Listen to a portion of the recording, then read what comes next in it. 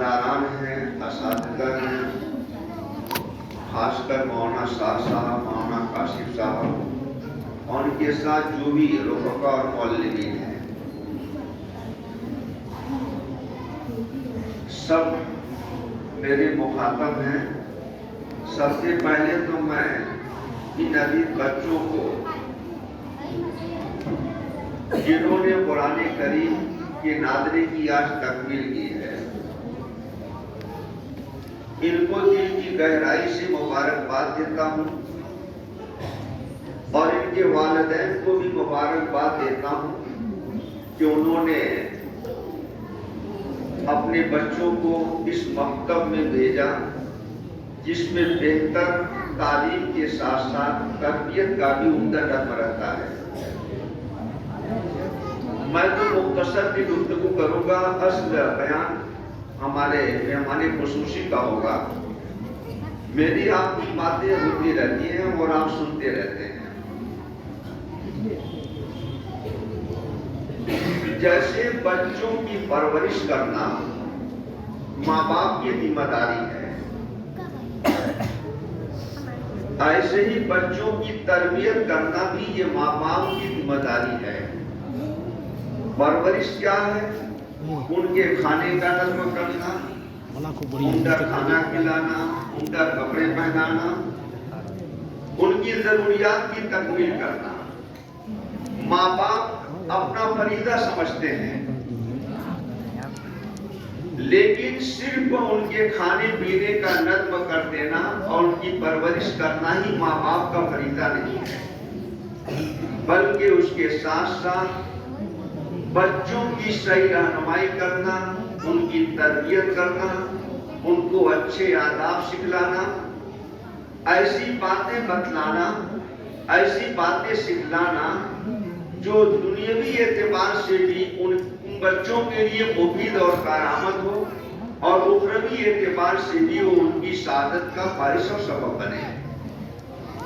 میں سمجھتا ہوں کہ پرورش کی ذمہ داری تو ماں باپ ہر ممکن طور پر بہتر سے بہتر کرنے کی کوشش کرتے ہیں، لیکن تربیت کے معاملے میں جو ذمہ داری گھر کے لوگوں کو محسوس کرنی چاہیے وہ محسوس نہیں کرتے۔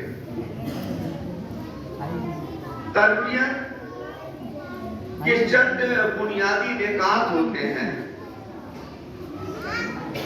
ان بنیادی نکات پر گفتگو کرنے کا موقع تو نہیں، لیکن اتنی بات ضرور ذہن میں رکھی جائے کہ اللہ تعالیٰ نے جو ہمیں اولاد کی نعمت عطا فرمائی ہے، یہ اولاد کی نعمت بڑی عظیم الشان نعمت ہے۔ نبیوں کو جن کو اللہ تعالیٰ نے سب سے عظیم الشان نعمت نبوت اور رسالت عطا فرمائی، ان نبیوں نے بھی اللہ تعالیٰ سے اولاد کے لیے دعا مانگی۔ کہیں رب حب لی من الصالحین کہا گیا، حضرت ابراہیم علیہ السلام نے بڑھاپے میں اللہ تعالیٰ سے اولاد کی دعا مانگی۔ حضرت زکریا علیہ السلام نے اللہ تعالیٰ سے اولاد کی دعا مانگی، وہ بھی نیک اور صالح اولاد کی دعا مانگی۔ اس سے محسوس ہوتا ہے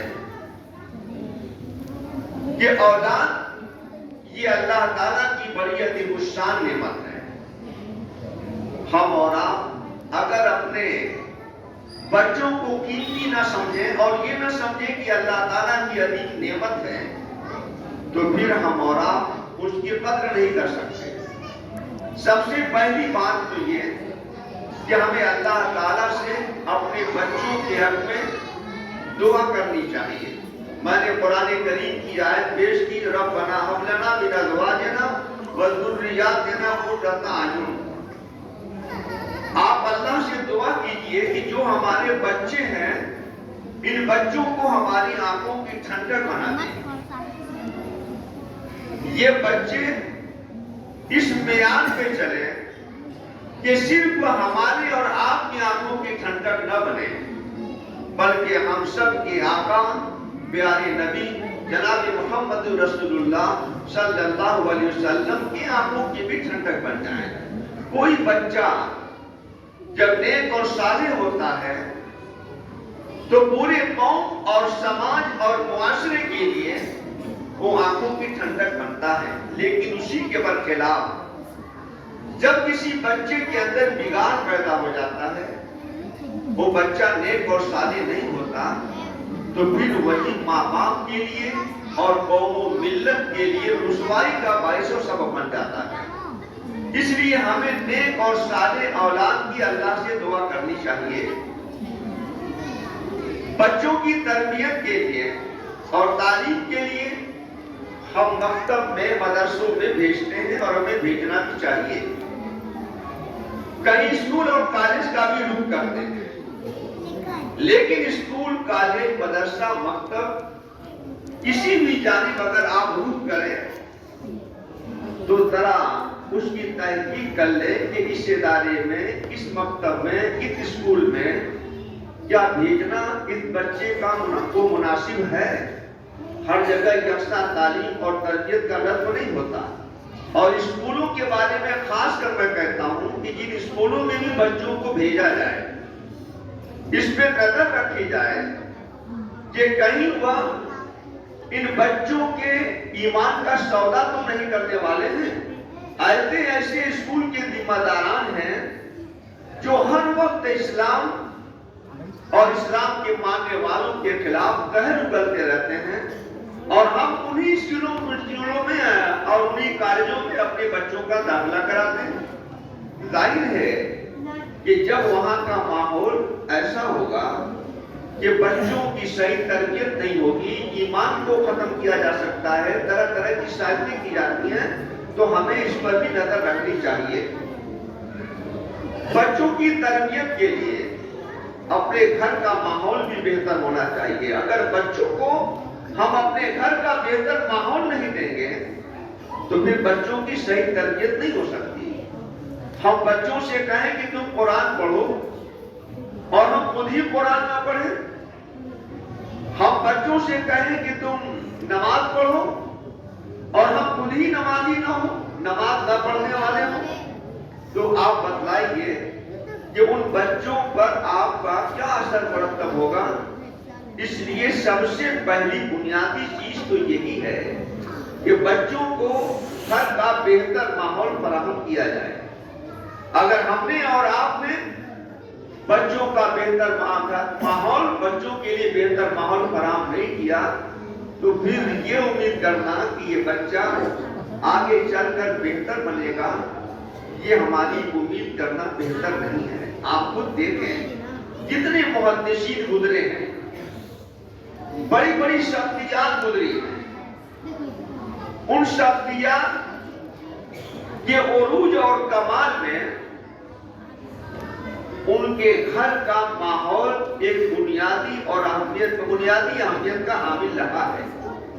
امام بخاری رحمۃ اللہ علیہ کو دیکھیے، ماں ان کی کیسی تربیت کرتی رہی۔ یہی نہیں، عام طور سے محدثین، امام احمد ابن حنبل کے بارے میں آتا ہے کہ ماں رات کی تنہائی میں اٹھتی، اپنے بچے امام احمد ابن حنبل کو وضو کراتی اور اس کی انگلی پکڑ کے ماں اپنے بچے امام احمد ابن حنبل کو مسجد میں لے جاتی کہ بچے چلو مسجد میں نماز پڑھو، اللہ سے دعائیں کرو، اور ماں مسجد کے دروازے پر بیٹھ کر انتظار کرتی رہتی کہ جب بچہ مسجد سے نکلے گا تو میں اپنے ساتھ اس کو لے کر کے اپنے گھر تک پہنچوں گی۔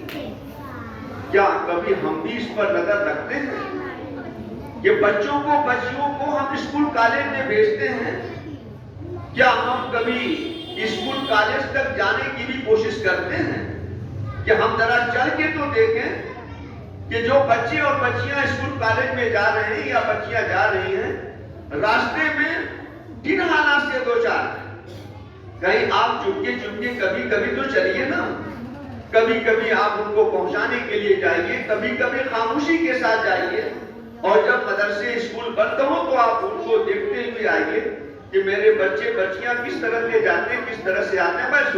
میں تفصیل کی طرف نہیں جانا چاہتا. میں صرف اتنا کہنا چاہتا ہوں کہ سب سے پہلے بہتر اپنے گھر کا ماحول فراہم کیا جائے.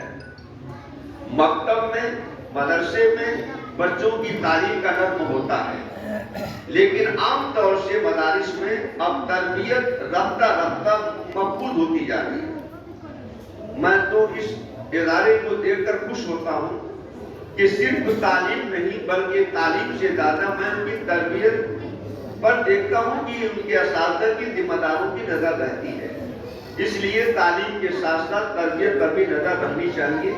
نیک سارے اولاد کی دعا کیجیے اور دیکھیے ہر چیز بچوں کی خواہش کے مطابق نہیں ہونی چاہیے. ایک باپ اپنے بچے کے بارے میں دو مختلف نظریات رکھتا ہے. کبھی کبھی باپ یہ سوچتا ہے کہ یہ میرا بچہ ہے، اس کے ساتھ خوب سختی کی جائے.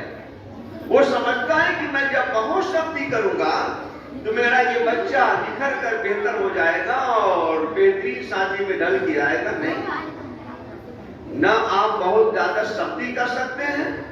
اگر آپ بہت زیادہ سختی کریں گے تو بھی آپ کے بچے کی بہتر تربیت نہیں ہو سکتی. لیکن اسی کے ساتھ ساتھ بہت زیادہ نرمی بھی نہ ہو.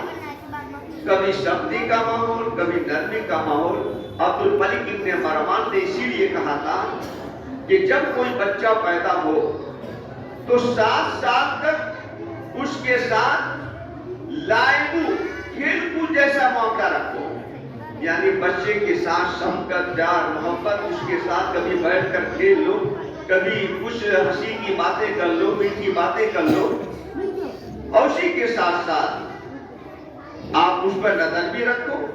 اور پھر کہا کہ 7 سال تک تو اس انداز سے ماں باپ کو رہنا چاہیے جیسے کہ اس کے ساتھ آپ کھیل کود کرتے ہیں اور ہنسی مذاق کرتے ہیں. اس کے بعد جب آگے کا 7 سال آنے والا ہو تو اس میں بچوں کو ادب سکھلاؤ. اور ادب میں دونوں باتیں ہوتی ہیں، سختی بھی ہوتی ہے، نرمی بھی ہوتی ہے.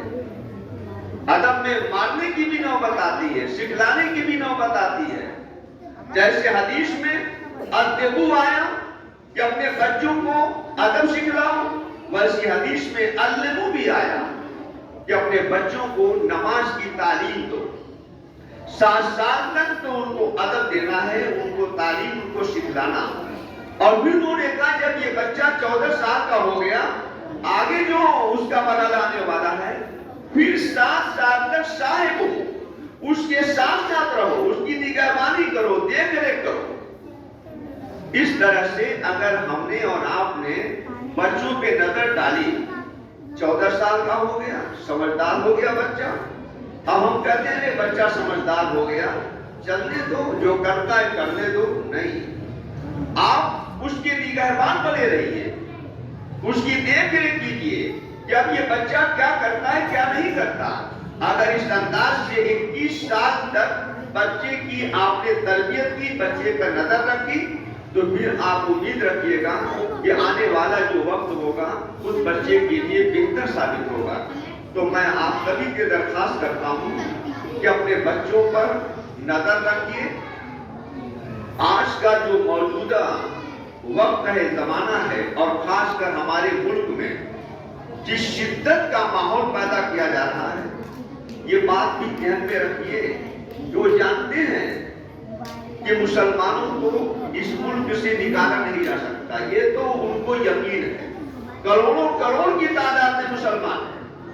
وہ جو کچھ بھی کر رہے ہیں اس لیے نہیں کر رہے ہیں کہ ملک سے ان کو نکال دیا جائے، ان کو پریشان کر دیا جائے، یہ ملک چھوڑ دیں گے، چلے جائیں گے. نہیں، ساری سازشوں کا مقصد صرف اتنا ہے کہ ان کو مسلمان جیسا مسلمان نہ رہنے دیا جائے. نام کے مسلمان رہیں. آپ دیکھیے فلم اسٹار میں جو بڑے بڑے مسلمان ہیں، نام کے تو مسلمان ہیں نا، لیکن آپ سنتے ہوں گے کبھی کبھی جا کر مندروں میں بھی اپنے ماتھے ٹیکتے ہیں، اپنی پیشانی ٹیکتے ہیں. نام کے مسلمان ہیں. یہ حکومت یہی چاہتی ہے کہ ہمارے ملک میں رہیں مسلمان، لیکن صرف نام کے مسلمان رہیں، حقیقی مسلمان نہ رہیں. ہم اور آپ اس پر نظر رکھیں اللہ تعالیٰ ہم سب کو عمل صالح کی توفیق عطا فرمائے، اور میں دوبارہ ان سب بچوں کو مبارکباد دیتے ہوئے اور سبھی ذمہ داران کو بھی مبارکباد دیتے ہوئے اپنی بات کو ختم کرتا ہوں، اور آپ سب کی توجہ اس بات کی طرف مبذول کرانا چاہتا ہوں کہ اپنی اولاد پر خصوصی نظر رکھیے، کوئی تعلیم سے نہیں روکتا۔ ان بچوں نے جو معصوم بچے ہیں، چھوٹے چھوٹے بچے ہیں، قرآن کو انہوں نے پڑھا ہے، اللہ کے کلام کو پڑھا ہے، زبان سے ادا کیا ہے، ایک ایک حرف کو پہچان لیا بچوں نے۔ اللہ کے کلام کو پہچان لینا، ان کو اپنی زبان سے ادا کر لینا، اس پورے مجمع کے اندر تنہا آ کر کے بیٹھ کے سنا دینا، یہ اللہ کی معمولی دولت اور نعمت نہیں ہے۔ ان بچوں نے اور بچیوں نے جو قرآن کو پڑھا ہے، یہ بچے اور بچیاں اسی طرح کے قرآن کی تلاوت کرتی رہیں، اور ساتھ ساتھ ان کے ذمہ داران، ان کے ماں باپ، ان کے سرپرستان یہ بھی قرآن کریم کی تلاوت کا معمول رکھیں، بنائے رکھیں، انشاءاللہ ہم سب کے لیے